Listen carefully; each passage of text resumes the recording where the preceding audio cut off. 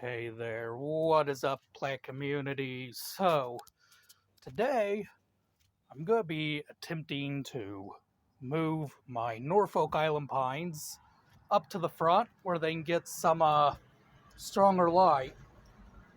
Probably attempt my Norfolks and my cypress here. I do have a bit of an update though. And this happened during the winter time.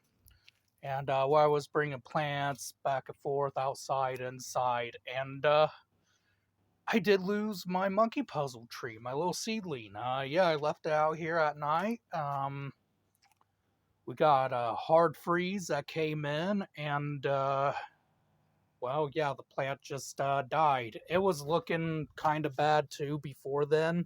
I think I overwatered it because they said to treat them like a Norfolk Island pine, and that's what I did. I gave it lots of water, like a Norfolk Island pine would want, never letting it get too dry, and well, it did seem to like it. So, yeah, I figured I would do a video on how to make your Norfolk Island pines kind of strong here, kind of like this guy. We can see he's getting a nice thick old trunk. We got some yellow foliage here that'll just completely drop. That's fine. But how do I get my Norfolk Island pines, all three of them, nice, big, and strong?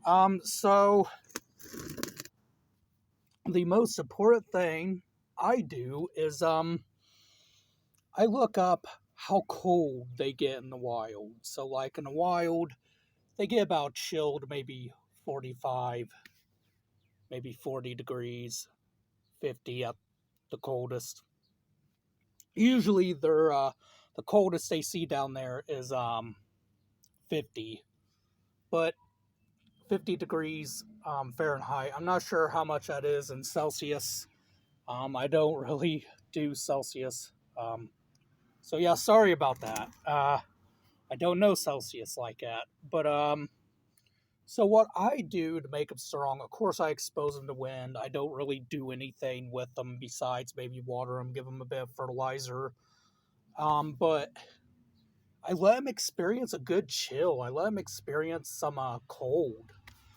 Um, Here, the max that they could take, and this is the max I give them whenever I looked it up, was 35 degrees Fahrenheit. So that's pretty much what I give them. I let them take about 35 degrees Fahrenheit, and this here is my strongest growing Norfolk Island pine. We can see he's getting some good branching here. This is my second, I would say second strongest. And then this one's kind of short back here, but he's definitely a strong growing Norfolk Island. And something I forgot to mention, his branch I notice is kind of broke here, but that's okay. And see here, there's a little spot right there. He got a branch. He got kind of pinched right there, and can't find where he got pinched. But how that happened is my brother's girlfriend was coming by. Uh, we was having a little fire out there, and we was like, yeah, be careful, you know. She kept telling my brother, be careful, but she didn't watch the fence here, so I put tape around it, white tape, so that way people could see it. And anyways, I didn't have the tape there. It was dark. She fell over, knocked this beauty over. Still not fully rooted in there. So I'm probably not going to move him out to the front yet.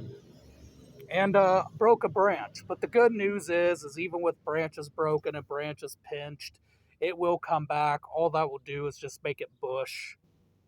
It will make it bush out, and I had to go reapply some fertilizer to it, and I swept up what soil I can. But yeah, so the key here to making a Norfolk Island pine strong is to simulate its habitat the best you can, and that's what I do.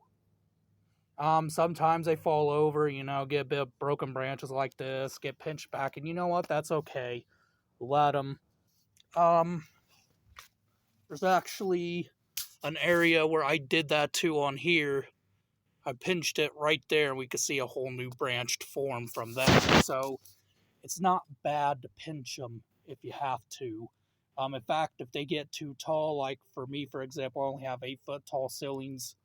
I'm gonna have to pinch the top here, and that's how tall I'm gonna have to allow it to grow. But yeah, I think that's the key to my success. Giving them as much light as possible, treating them like a tree, not a house plant, putting them in direct sunlight, letting them adjust to shade, and then throwing them out to the sunlight, and leaving them to their own accord to survive.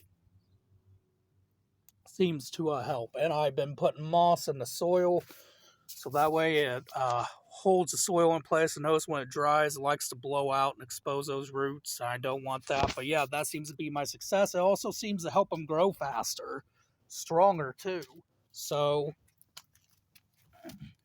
remember, guys, you want your Norfolk Island pines to be strong. Just kind of leave them to their own devices. The most you got to do is fertilize them, adjust them to the sun. And once you do that, just let whatever happens, happens. I mean, if they're under threat of blowing over, I wouldn't recommend letting them blow over. Try to weigh them down if you can. But, yeah, seems to have worked for me. So, yeah, if you guys want to grow Norfolk Island pines as if you're in a zone 6 like me and can't really zone push them in the ground unless you got protection and things like that, then that's what you gotta do. And yeah, I kind of zone pushing pots because I can't put them in the ground, and even if I was, they'd just get way too big. So in the pot, they're more manageable. But yeah, that's what I do, and you can see I done scorched a little foliage, trying to bring them out a little early. That's never healthy or good. I kind of did the same thing whenever I was bringing it out, and I got scorched up here. But you know what? There's still some green. There's still sap flowing through this branch, and that's what matters. So, wow, that was loud. A lot of small energy. Yeah. Anyways, so yeah, to me, that's the key of making them a strong tree, exposing them to, even if it's a little bit colder, long as there's no frost. They seem to not really care or mind a whole lot. So that seems to be the key with me, and I hope this video helps in a way to maybe make your trees a bit more stronger and more resilient. But yeah, hope you guys enjoyed this video. Otherwise than that, have a good rest of the day, guys.